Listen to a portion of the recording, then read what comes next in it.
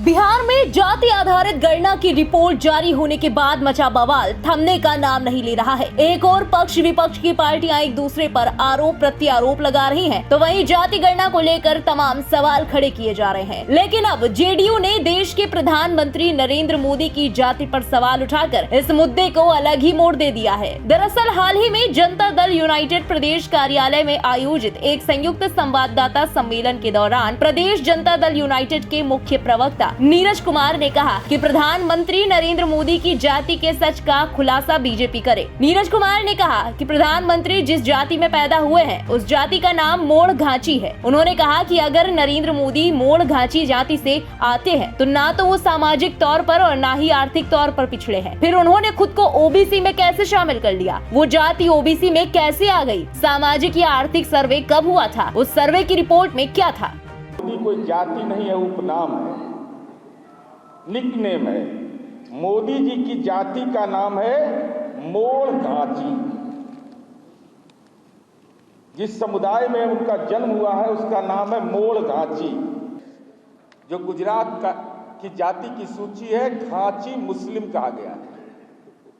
जातिगत सर्वे जब होगा तो इनकी सामाजिक सच्चाई सामने आ जाएगी। वहीं कांग्रेस नेता शकील अहमद ने जेडीयू द्वारा उठाए गए सवाल को सही करार देते हुए कहा कि बीजेपी को इसका जवाब देना होगा, क्योंकि ये प्रधानमंत्री जी की जात का मामला है। इस देश की जो जात है वो एक सच्चाई है, जाति आधारित हमारा समाज है। कुछ लोग इससे इनकार करते चले आते हैं, एक सच्चाई सामने आ रही है।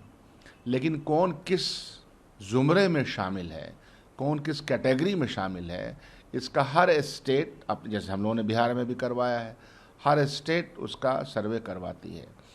तो जिस पारदर्शिता के साथ जनता दल यू प्रवक्ता ने अपनी डिटेल बात बताई है, इसका जवाब तो भारतीय जनता पार्टी को देना पड़ेगा। ये एक सीरियस बात है। तो वहीं जेडीयू नेता के बयान पर बीजेपी की भी तीखी प्रतिक्रिया सामने आई है। बीजेपी नेता नितिन नवीन ने जेडीयू नेता नीरज कुमार पर हमला बोलते हुए कहा कि नीरज कुमार की मानसिक स्थिति क्या है वो मुझे मालूम है। प्रधानमंत्री इस देश के प्रधान सेवक हैं। उन्होंने सेवा भाव से पूरे देश को अपने साथ जोड़ा है। उन्होंने कहा कि प्रधानमंत्री की जाति पर सवाल उठाने वाले लोगों को पहले अपनी शक्ल आईने में देख लेनी चाहिए। नीरज कुमार की मानसिक स्थिति क्या है वो मुझे मालूम है। कई बार मंत्री पद के लिए परेशान रहने वाला व्यक्ति, ललन सिंह के शोषण से परेशान रहने वाला व्यक्ति इसी तरह का बयान देगा। और माननीय प्रधानमंत्री जी की जाति क्या है ये उनको समझ में आना चाहिए कि प्रधानमंत्री इस देश के प्रधान सेवक हैं। उन्होंने सेवा के भाव से पूरे देश को अपने साथ जोड़ा है, न कि कुछ लोग जो समाज के आधार पर अपने आप को जोड़ते हैं। उन्होंने सेवा के भाव से अपने आप को देश से जोड़ा है। और यही कारण है कि लगातार 20 सालों तक गुजरात के मुख्यमंत्री रहे और लगातार अभी 9 साल से ऊपर होने जा रहे हैं। निर्बाध रूप से लगातार देश के प्रधानमंत्री के रूप में एक बड़ी लोकप्रियता उनके पास है। तो जो लोग को कोई पहचानने वाला नहीं है, जिनको आधार ही रहा समाज का, वो लोग आज प्रधानमंत्री पर विषय उठाते हैं तो उनको सबसे पहले आईने में अपनी शक्ल देखनी चाहिए।